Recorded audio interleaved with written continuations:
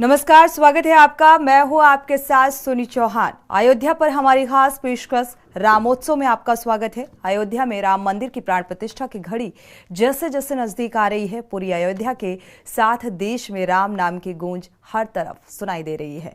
हर जगह उत्सव सा माहौल नजर आ रहा है और इसी कड़ी में के न्यूज भी आप सब दर्शकों के लिए अपनी खास पेशकश लेकर आया है। तो देखते रहिए हमारी खास पेशकश रामोत्सव।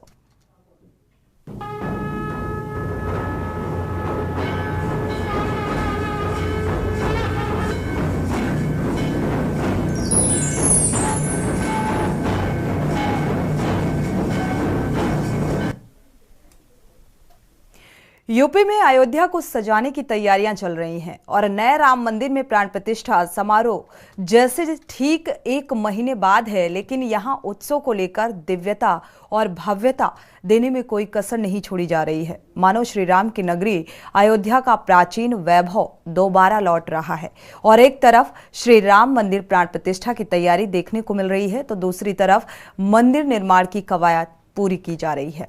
प्राण प्रतिष्ठा समारोह से ठीक एक हफ्ते पहले विभिन्न कार्यक्रमों का आयोजन शुरू हो जाएगा और शुरुआत नगर में झांकी निकालने के साथ ही होगी। इसमें भगवान राम के जन्म से लेकर वनवास तक की तस्वीरें होंगी। लंका पर विजय और अयोध्या वापसी की झलक भी देखने को मिलेगी और इस समय अयोध्या में प्रभु श्री राम लला का गर्भगृह स्थान लगभग तैयार हो चुका है।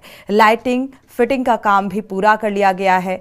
प्रभु श्री राम की नगरी अयोध्या में भव्य राम मंदिर के उद्घाटन और रामलला की प्राण प्रतिष्ठा की तैयारी जोरों पर है। यहाँ नया बनकर तैयार हुआ महर्षि वाल्मीकि इंटरनेशनल एयरपोर्ट अयोध्या धाम भी देश में कई जगह से उड़ान सेवाएं देने के लिए तैयार है। 22 जनवरी के कार्यक्रम के मद्देनजर अभी तक 40 से अधिक चार्टर्ड फ्लाइट की लैंडिंग के निवेदन आ चुके हैं और यहाँ के निदेशक को अभी यहाँ पर आंकड़ा 100 के करीब तक पहुंचाने की उम्मीद है। 22 जनवरी के कार्यक्रम के लिए सभी परंपराओं के साधु संत के साथ ही किसी भी क्षेत्र में देश का सम्मान बढ़ाने वाले सभी प्रमुख लोगों को आमंत्रित किया जा रहा है। नवस्थापित तीर्थ क्षेत्रपुरम बाग विजयसी में टीन का नगर बसाया गया है। टीन का नगर यहाँ पर बसाया गया है और जिसमें 6 नलकूप लगाए गए हैं, 6 रसोई घर बनाए गए हैं और 10 बिस्तरों वाला एक अस्पताल स्थापित किया गया है। देश भर के लगभग 150 चिकित्सकों ने इसमें क्रमिक सेवा के लिए अपनी स्वीकृति दी है और इसके साथ ही नगर के हर कोने में लंगर, भोजनालय, भंडारा, अन्न क्षेत्र चलेंगे। करीब 4000 संतों को आमंत्रण भेजा गया है और प्रयास है कि सभी परंपराओं के साथ आए और सभी शंकराचार्य, महामंडलेश्वर, सिख और बौद्ध पंथ के शीर्ष संतों को बुलावा भेजा गया। Swami Narayan, art of living, Gayatri Parivar, किसान कला जगत के प्रमुख लोगों को आमंत्रित किया गया और प्राण प्रतिष्ठा समारोह का पूजन 16 जनवरी से शुरू हो जाएगा। काशी के गणेश्वर शास्त्री द्राविड़ लक्ष्मीकांत दीक्षित पूजा संपन्न कराएंगे। प्राण प्रतिष्ठा पूजन के बाद करीब 48 दिन की मंडल पूजा होगी जो विश्व प्रसन्न तीर्थ जी के नेतृत्व में होगी।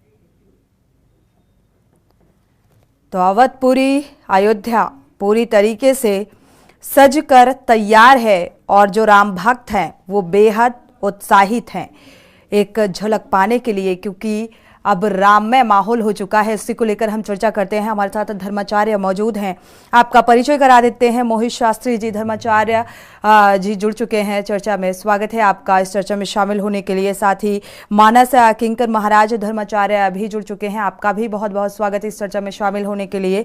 मोहित शास्त्री जी आपका रुख करेंगे, क्या आपको आवाज मिल पा रही है?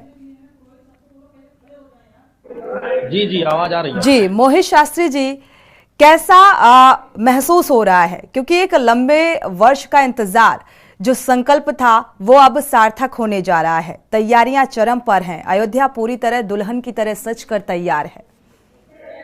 जी, अयोध्या पूरी तरह सजी हुई है और यहाँ पे आने वाले सभी लोगों मतलब बहुत हर्षोल्लास हो रहे हैं। बहुत अच्छा लग रहा है उनको। कई वर्षों बाद श्री राम जन्मभूमि मंदिर का निर्माण हुआ है और यहाँ पे जितने भी भक्त आ रहे हैं सब जन्मभूमि पे दर्शन करने जा रहे हैं, पूजन करने जा रहे हैं।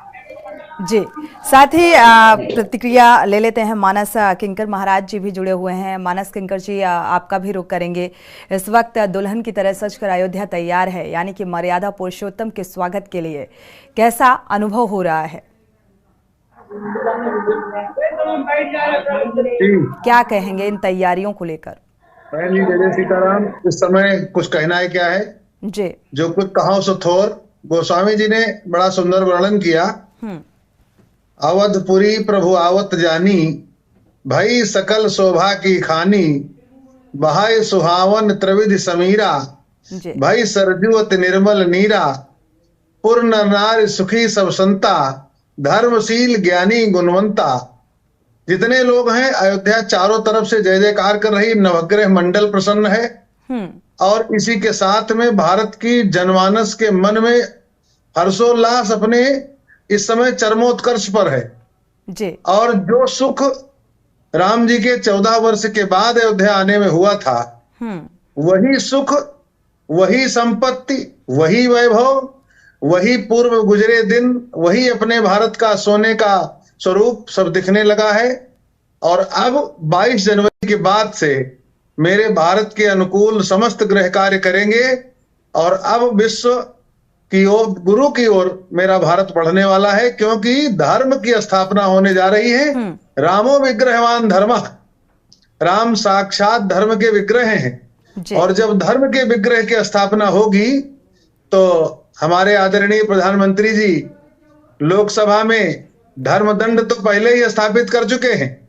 अब केवल धर्म की स्थापना शेष है। इसके बाद नंदी और कैलाश का, काशी का नंबर है और इसके बाद भारत का स्वर्णिम दिन आने वाला है, जिसको हम आप सब देखेंगे।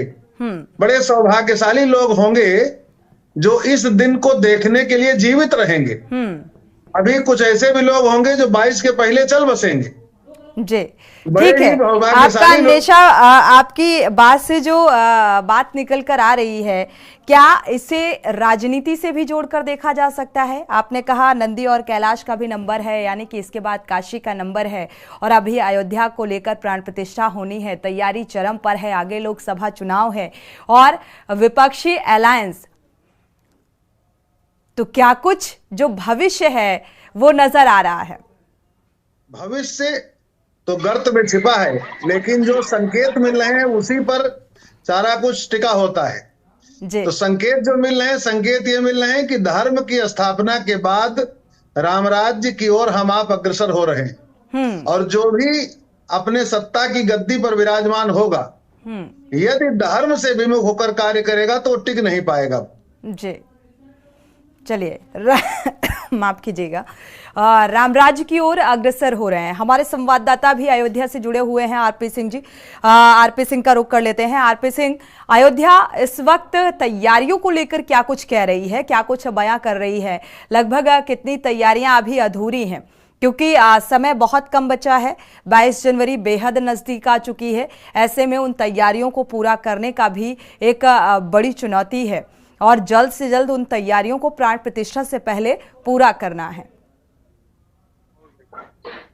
जी, आपको बताते चले कि दर्शकों को बताते चले कि रामनगरी अयोध्या दुल्हन की तरफ सज रही है और संवरने में कोई कोर कसर नहीं छोड़ी जाएगी। और वो पल का इंतजार है, हर आदमी साक्षी बनना चाहता है 22 जनवरी को, तो उसके लिए पूरी अयोध्या दुल्हन की तरफ सजाई जा रही, कोई कोर कसर नहीं छोड़ी जा रही है। और रामचरित मानस में लिखा भी गया है, अवधपुरी ममपुरी सुहावन बहकर जो उत्तर दिशाओं। तो ममपुरी का मतलब यह है पूरे विश्व में इससे ज्यादा सुंदर आपको नजर नहीं आएगी अयोध्या। और 22 जनवरी को आप देखेंगे जिस तरह रामनगरी अयोध्या ऐतिहासिक नजर आएगी, हर आदमी इसका साक्षी बनना चाहता है, हर आदमी यहाँ आना चाहता है। और यहाँ 2.5 से 3 लाख अभी तो पर डे आ रहे हैं, कम से कम ये प्राइस जब हो जाएगी तो यहाँ 5 से 7 लाख लोग पर डे आएंगे। तो कहीं ना कहीं रामनगरी ऐतिहासिक।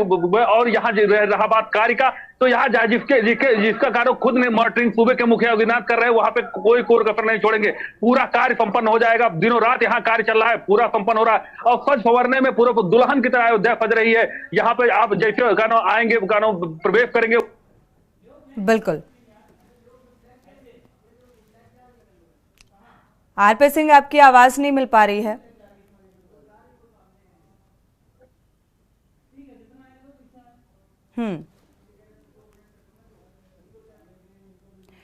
चलिए, आरपी सिंह की आवाज फिलहाल नहीं मिल पा रही है, दोबारा से संपर्क करने की कोशिश करेंगे। लेकिन आज वाकई हर किसी की जुबान में ये लाइन कि राम आएंगे तो अंगना सजाएंगे, और लगभग ऐसा ही कुछ नजर भी आ रहा है, क्योंकि हर कोई गुनगुनाते हुए राममय होते हुए नजर आ रहा है। और जिस तरीके से 22 जनवरी को प्राण प्रतिष्ठा होनी है, इसको लेकर बेहद उत्साह सिर्फ अयोध्या वासियों में ही नहीं बल्कि पूरे देशवासियों में ये देखने को मिल रहा है। राम की प्राण प्रतिष्ठा को लेकर एक चरम पर उत्सुकता है, और यहाँ पर सिर्फ देश से ही नहीं विदेश से भी श्रद्धालु इस पल का भागीदार बनने के लिए आतुर हैं। और इंटरनेशनल एयरपोर्ट का जिस तरीके से उद्घाटन किया गया, यानी कि अब जो फ्लाइटें हैं वो उड़ान भरेंगी, और जाहिर सी बात है लोग भारी तादाद में अयोध्या पहुंचेंगे रामलला के इस प्राण प्रतिष्ठा के दिन और इस पल के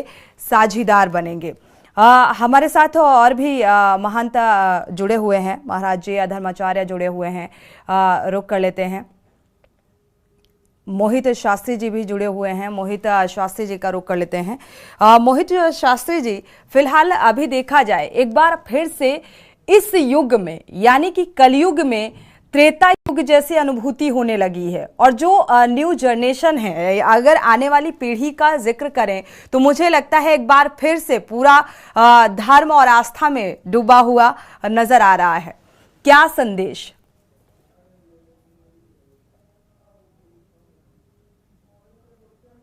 मोहित शास्त्री जी, क्या आप सुन पा रहे हैं? चलिए, हमारे साथ महंत गगनदेव जी भी जुड़ चुके हैं। स्वागत है आपका इस चर्चा में शामिल होने के लिए। आप क्या कहेंगे, क्या प्रतिक्रिया, क्योंकि इस वक्त पूरा राममय माहौल है और सीधे सीधे हर कोई राम से जुड़ा हुआ नजर आ रहा है। अयोध्या दुल्हन की तरह सज कर तैयार है, मानो जैसे त्रेता युग आ गया। जी जी जी, बिल्कुल, इसमें कोई दो राय नहीं है कि त्रेता युग आ गया हो, क्योंकि युग आ गया है, लोगों की मानसिकता वही बन चुकी है और वो युग वास्तव में आ गया है।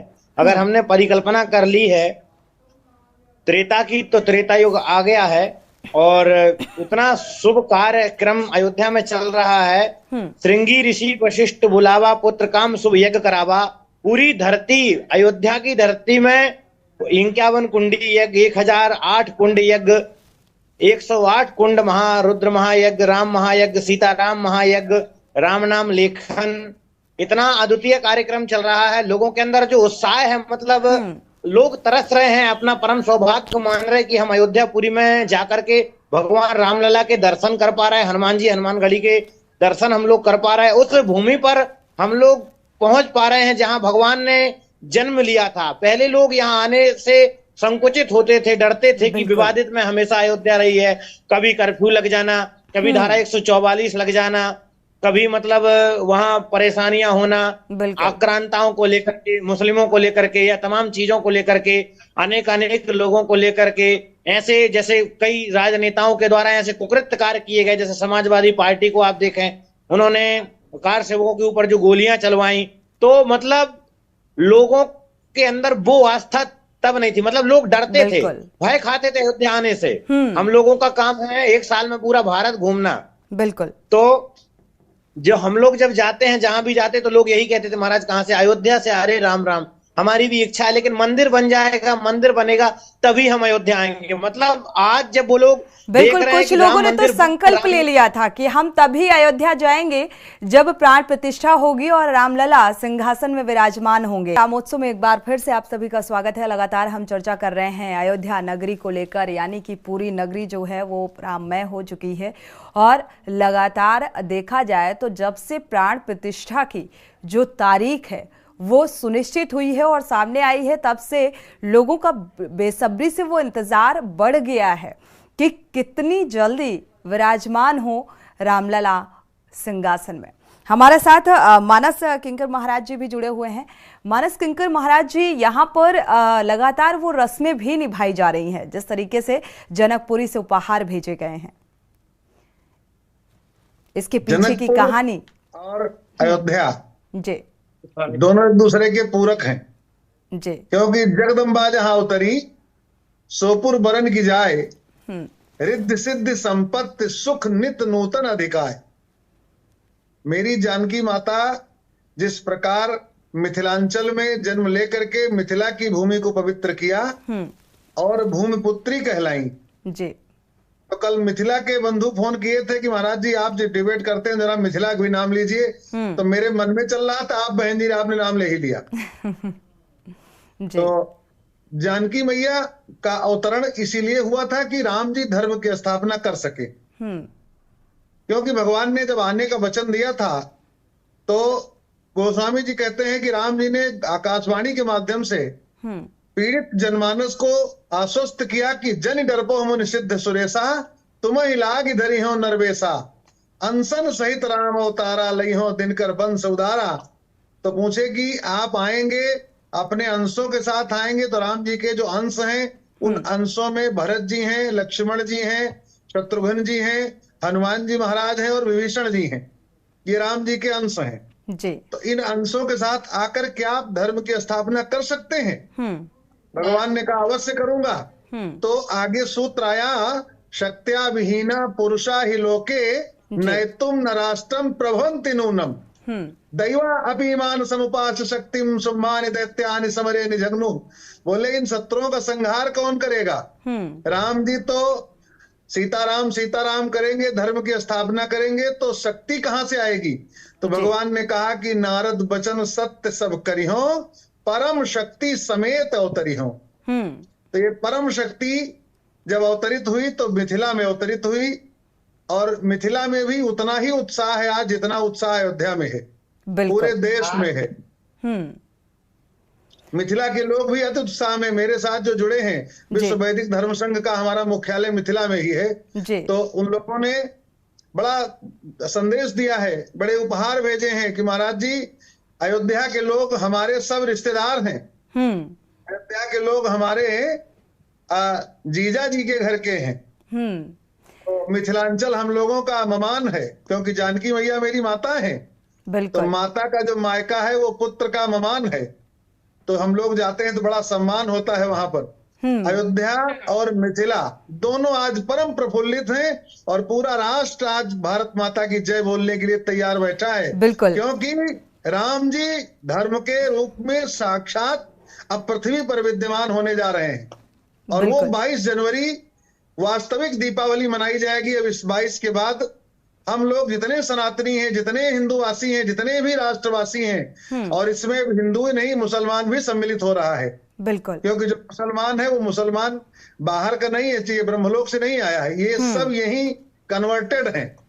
इनके भी 4-5 पीढ़ी पुरखे पुराने सब हिंदू हैं। बिल्कुल, तो उनका भी पौरुष जग रहा है, और भारत पाकिस्तान बांग्लादेश के मुसलमान एक दिन ये भी कन्वर्ट होकर सब हिंदू बनकर सनातन में जुड़ेंगे, ऐसा, क्योंकि धर्म आएगा तो सब आएंगे। बिल्कुल, हालांकि सभी की निगाहें भी हैं इस पल को लेकर। गगन देव जी का रुख कर लेते हैं, महंत गगन देव जी भी जुड़े हुए हैं। महंत गगनदेव जी, कहा जाता है 500 वर्षों अगर पहले का जिक्र करें तो कहते हैं यहाँ पर लाखों की तादाद में अयोध्या में ऐसे क्षत्रिय थे जिन्होंने इस संकल्प के साथ पगड़ी पहनना छोड़ दिया था कि जिस दिन प्राण प्रतिष्ठा होगी उसी दिन हम पगड़ी पहनेंगे, उसी दिन हम चप्पल पहनेंगे, क्योंकि इस संकल्प से आज तक वो बंधे हुए थे और अब जाके वो सार्थक होता हुआ नजर आ रहा है। जी देखिए, केवल क्षत्रियों के लिए ही क्या, क्षत्रिय हो, ब्राह्मण हो, शूद्र हो, वैश्य हो, जो भी सनातन धर्मावलंबी हैं उन सभी के लिए कि हम लोग अपने घरों में इतने शानदार तरीके से रहते हैं, 4 बंगला 5 स्टार होटलों जैसे घरों में रहते हैं और हमारे आदर्श हिंदू राष्ट्र के जननायक मर्यादा पुरुषोत्तम भगवान श्री रामचंद्र जी महाराज अपनी ही जन्मभूमि में एक तंबू टेंट पन्नी के अंदर रहे। ये हम सभी हिंदुओं के लिए मतलब धिक्कार था। हम लोगों को तो तभी डूब के मर जाना चाहिए था, लेकिन भगवान ने हम लोगों के लिए धैर्य दिया, शक्ति दी। हम लोग धैर्यता के साथ जीते रहे कि एक दिन वो जरूर आएगा जब हमारे आदर्श मर्यादा पुरुषोत्तम भगवान श्री रामचंद्र जी उस दिव्य भव्य नव्य मंदिर में विराजमान होंगे। और आज वो घड़ी आ गई है। 22 जनवरी 2024 में हम लोग अपने इन नेत्रों से मर्यादा पुरुषोत्तम भगवान श्री रामचंद्र जी की भूमि में ही, वही भूमि जहां उन्होंने जन्म लिया था, उसी भूमि में भव्य नव्य निर्माण मंदिर निर्माण के साथ उनका भव्य स्वागत करेंगे। और हम ही क्या, देव दानव गंधर्व यक्ष नाग मतलब गुप्त और अदृश्य शक्तियां भी उनके लिए यहाँ पूरा अभी से ही रिद्धि सिद्धि, जैसे हमारे मानस किंकर जी महाराज धर्माचार्य जी जो कि वैदिक धर्माचार्य जी हैं, उन्होंने बताया, तो उस प्रकार से मतलब वैदिक रीति रिवाज से शास्त्रीय पद्धति के द्वारा मर्यादा पुरुषोत्तम भगवान श्री रामचंद्र जी महाराज की प्राण प्रतिष्ठा बड़े ही दिव्य और भव्य तरीके से की जा रही है। ये हम सभी सनातन धर्मावलंबियों के लिए बड़े गौरव की बात है। इससे बड़ा गौरव हमारे लिए दूसरा कोई हो ही नहीं सकता, क्योंकि बच्चा बच्चा राम का और देश धर्म के काम का, और जो नहीं है राम का वो नहीं किसी काम का। बिल्कुल बिल्कुल, शुक्रिया आप दोनों मेहमानों का इस चर्चा में शामिल होने के लिए। आरपी सिंह, आपका भी बहुत बहुत शुक्रिया जानकारी साझा करने के लिए, और पल पल की अपडेट आगे भी आपसे साझा करते रहेंगे। फिलहाल देखा जाए तो जो संत समाज ही नहीं, पूरा देश आज उत्सुक है और इस पल के लिए कि आज 22 जनवरी जो डेट निर्धारित की गई और वो बेहद करीब आ चुकी है और प्राण प्रतिष्ठा का सभी को बेसब्री से इंतजार है। और न जाने कितने कार्यक्रम, कितने अनुष्ठान आयोजित किए गए हैं। वैदिक मंत्रोच्चारण के साथ उन अनुष्ठान को पूरा किया जाएगा। इसी के साथ इस खास पेशकश में इतना ही। आगे खबरों के लिए आप देखते रहिए के न्यूज़ इंडिया।